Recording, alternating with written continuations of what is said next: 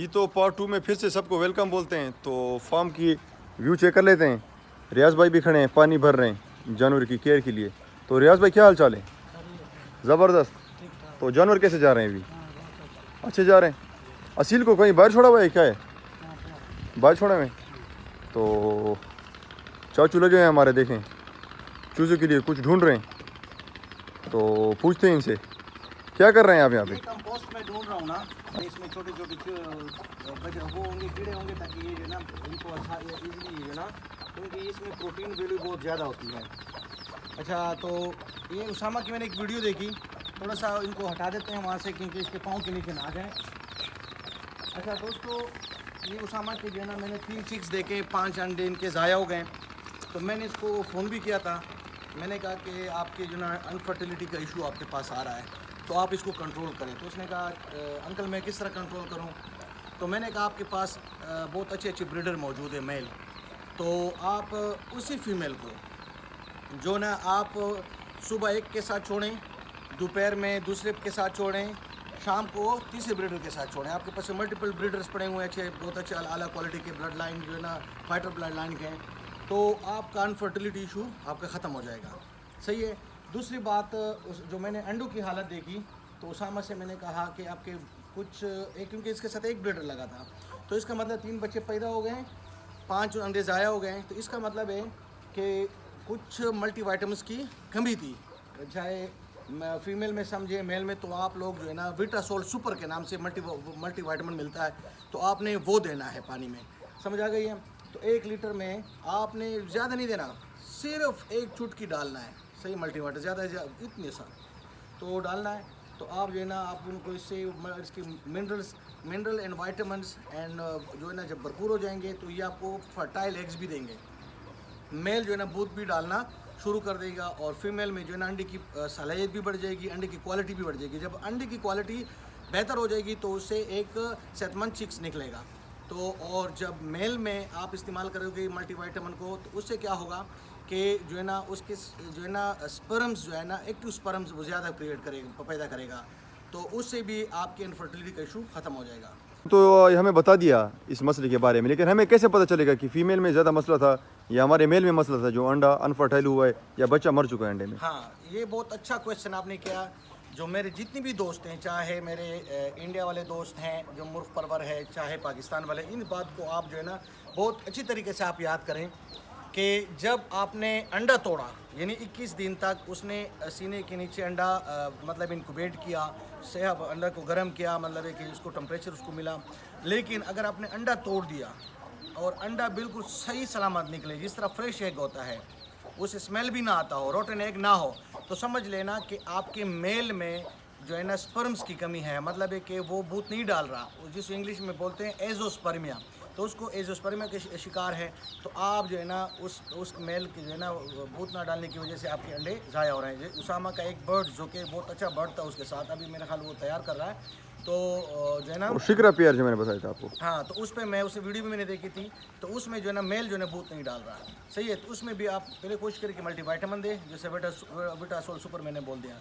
अगर आपने अंडे तोड़ दिए, जैसे उसामा ने अंडे तोड़े, ये 3 बच्चे आप देख रहे हैं, ये 5 जो है ना अंडे ज़ाया हो गए, एक में बच्चा जो है ना डेड था, तो और 3 में अंडे तोड़े, लेकिन वो रोटन एग थे। रोटन एग का मतलब है कि अंडे की क्वालिटी इतनी अच्छी नहीं थी कि वो एक हेल्दी एंड जो है ना अच्छा जो है ना चिक्स दे सके। तो उसमें आपकी मादी में मसला है, मादी में आपको मल्टीवाइटामिन देने होंगे, तो आपका ये मसला हल हो जाएगा। तो आपके मैंने 2 मसले बता दिए। 2 हो गए। हमारे बर्ड्स होते हैं वो इतने ढीले सुस्त फिरते हैं, तो किस तरह हम क्या करें जो हम उन्हें एक्टिव करें ताकि वो अच्छी फिर सके और हमारा भी शौक उनसे बरकरार रहे? देखिए, आपको बर्ड्स में कोई भी चीज़ जो है ना आपने इस्तेमाल करनी है ना, तो आप जो है ना उस बर्ड्स में, तो इनिशियली आप क्या करें, कोई भी दवाई देने से पहले उसको डाइल्यूट किया करें पानी में। तो पानी में सबसे आपको पानी को उसको जो नमकियात से भरपूर बनाना होगा, जिसको इलेक्ट्रोलाइट बोलते हैं। आपने उसमें इलेक्ट्रोलाइट का मतलब है कि आप उसमें जो है ना निमकोल डालें। सही, 1 साशी आप जो है ना 2 लीटर में डालें, 1 साशी 2 लीटर में डालें। सही है। तो वो इलेक्ट्रोलाइट बन जाएगा। जो पानी अगर वो जज़ब होता है जिस्म में, आम सादा पानी आधा घंटा लेता है, तो ये इलेक्ट्रोलाइट वाला पानी, यानी जिसमें निमकोल वाला है, तो तो ये जो है ना 5 मिनट के अंदर जज़ब हो जाएगा। तो वो दवाई उसके साथ डालें, सही है, जो भी आप दवाई इस्तेमाल कर रहे हैं, मतलब उसके में जैसे मैंने आपको बता दिया है कि विटासोल सुपर है या कोई भी मल्टीविटामिन दे रहा है या कोई एंटीबायोटिक दे रहे हैं, सही है, तो आप उस पानी में डालें ताकि उस जिस्म का जल्दी से जल्दी हिस्सा बन सके। तो ये, और आम हालत में भी जब कोई एंटीबायोटिक इस्तेमाल नहीं करे, कोई मल्टीविटामिन इस्तेमाल नहीं करें, तो कम से कम 15 दिन के में एक बार इलेक्ट्रोलाइट दिया करें। तो इससे भी आपके बर्ड जो है ना एक्टिव रहेंगे, हेल्दी रहेंगे और उसका इम्यून सिस्टम भी बूस्ट होता रहेगा। केजेस बना रहे हैं इस दीवार के साथ, क्योंकि सर्दी आ चुकी है। तो पहले बर्ड जहाँ बैठते थे ऊपर, कोहरा पड़ता है रात को, तो यहाँ पे बनाएंगे तो इनसे आइडिया लेंगे कि किस टाइप के केजेस बनाएं। आप जो है बिल्कुल केजेस बनाएं, रेक्टेंगुलर शेप में उसको बनाएं, समझ आ गई, ताकि बर्ड जो है ना इजीली जो है ना उसमें थोड़ा एग्जॉस्ट का सिस्टम भी रखें।